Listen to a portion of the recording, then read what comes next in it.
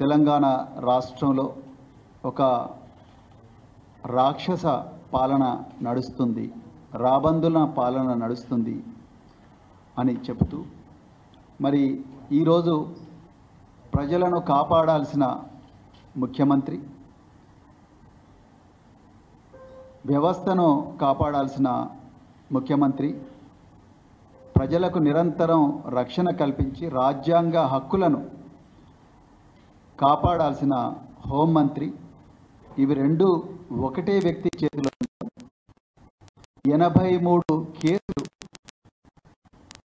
ఎదుర్కొంటున్న ఒక వ్యక్తి రేవంత్ రెడ్డి చేతిలో ఈ రెండు శాఖలు ఉండడం. ఒక నల్లబాలు అనే ట్విట్టర్ హ్యాండిల్, ఆయన ఈ కాంగ్రెస్ అనేది రాష్ట్రానికి పట్టిన చీడ, ఈ చీడ వల్ల తెలంగాణ ప్రజలకు అన్యాయం జరుగుతూ ఉన్నది, వీళ్ళ ప్రాణాలకు ప్రమాదం వచ్చిన పరిస్థితి ఉన్నది అని చెప్పి BRS party social media handle ద్వారా వచ్చిన ఒక పోస్టును ఈయన రీట్వీట్ చేస్తాడు. రీట్వీట్ చేస్తే ఆయన మీద కేసు పెట్టిండ్రు. సెక్షన్ 67 ఐటీ యాక్ట్ పెట్టిండ్రు. అసలు సెక్షన్ 67 ఐటీ యాక్ట్ ఎప్పుడు పెట్టాలి? ఏవైనా అశ్లీలమైన విషయాలు, మహిళలను పురుషులను అగౌరవపరిచే విషయాలు, మరి ముఖ్యంగా అశ్లీలమైన విషయాలు, it clearly talks about obscenity. Any electronic material which perpetrates obscenity which is aim to damage the reputation of a person with obscene material, then 67 IT Act has to be booked. అశ్లీలమైన, సభ్య సమాజం భరించలేని ఈ అశ్లీలమైన విషయాలు ఏవైతే ఉన్నాయో వాటికి సంబంధించిన section 67 IT act, ఆ సెక్షన్ 67 ఐటీ యాక్ట్ ఈరోజు బీఆర్ఎస్ నాయకుల మీద, బీఆర్ఎస్ కార్యకర్తలు ఎడాపెడే విచ్చల విడిగా పెడుతున్నారు.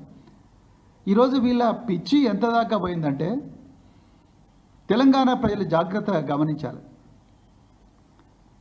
2023లో దేశంలోనే మొట్టమొదటిసారిగా కేటీఆర్ గారి ఆలోచనల మేరకు, వారి నాయకత్వంలో తెలంగాణ సైబర్ సెక్యూరిటీ బ్యూరో అనే ఒక కొత్త ఆర్గనైజేషన్ పెట్టినారు. చాలా మార్గదర్శనంతో, గొప్ప ఆలోచనతో తెలంగాణలో ప్రజలు సురక్షితంగా ఉండాలి, తెలంగాణలో పనిచేసే కంపెనీల డేటా సురక్షితంగా ఉండాలి, తెలంగాణ ప్రజల మీద ఎలాంటి సైబర్ క్రైమ్ జరగకూడదు, తెలంగాణ ప్రజలు నిరంతరం అప్రమత్తంగా ఉండాలి, తెలంగాణ మీద ఎలాంటి పాశ్చాత్య దేశం కూడా దాడి జరపకూడదు అని చెప్పి తెలంగాణ సైబర్ సెక్యూరిటీ బ్యూరో పెట్టినరు 2023లో. ఈ 2023లో పెట్టిన సైబర్ సెక్యూరిటీ బ్యూరో నా దగ్గర ఉంది, నేను క్లియర్గా ఇప్పుడు మన కళ్ళ ముందర కనిపిస్తుంది. ఈ సైబర్ సెక్యూరిటీ బ్యూరో వాళ్ళ ఎయిమ్ అండ్ ఆబ్జెక్టివ్ ఏంటి, వాళ్ళ మిషన్ ఏంటి?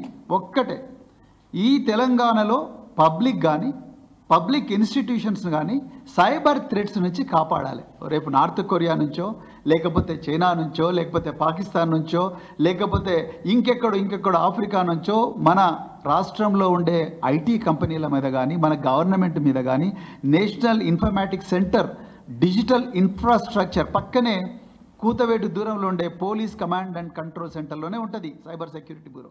ఈరోజు ఇక్కడ మనం మాట్లాడుతున్నాం, అక్కడ రేవంత్ రెడ్డి మాట్లాడుతున్నాడు. సో ఆ సైబర్ సెక్యూరిటీ బ్యూరో ఈ డిజిటల్ ఇన్ఫ్రాస్ట్రక్చర్ను కాపాడడం కోసం పెట్టిండ్రు. అదేవిధంగా సామాన్య ప్రజలు ఈ సైబర్ క్రైమ్స్ నుంచి మోసపోకుండా, అది ఆన్లైన్ ఫ్రాడ్ కావచ్చు, అదేవిధంగా డిజిటల్ ఫ్రాడ్ కావచ్చు, అదేవిధంగా మరి బెట్టింగ్ ఫ్రాడ్ కావచ్చు, క్రిప్టో ఫ్రాడ్స్ కావచ్చు, స్టాక్ మార్కెట్ ఫ్రాడ్స్ కావచ్చు, పిగ్ బుచరింగ్ కావచ్చు, డేటింగ్ ఫ్రాడ్స్ కావచ్చు, స్టాక్ మార్కెట్ స్కామ్స్ కావచ్చు, డిజిటల్ అరెస్ట్ స్కామ్స్ కూడా కావచ్చు. వీటన్నిటి నుంచి నిరంతరం ప్రజల్ని అప్రమత్తం చేసి ప్రతి కంపెనీకి కూడా సెక్యూరిటీ ఫైర్ వాల్స్ కరెక్ట్గా ఉన్నాయా లేదా, ఎందుకంటే వేల కోట్ల రూపాయల ట్రాన్సాక్షన్స్ జరుగుతూ ఉంటాయి, లక్షలాది మంది, కోట్లాది మంది ప్రజల జీవితాలు వీటి మీద ఆధారపడుతున్నాయి. వీటి గురించి మనం కాపాడే రాబోయే రోజుల్లో ప్రపంచం అంతా డిజిటైజ్ కాబోతున్నదన్న ఒక గొప్ప దార్శనికతని కేటీఆర్ గారు పెట్టారు.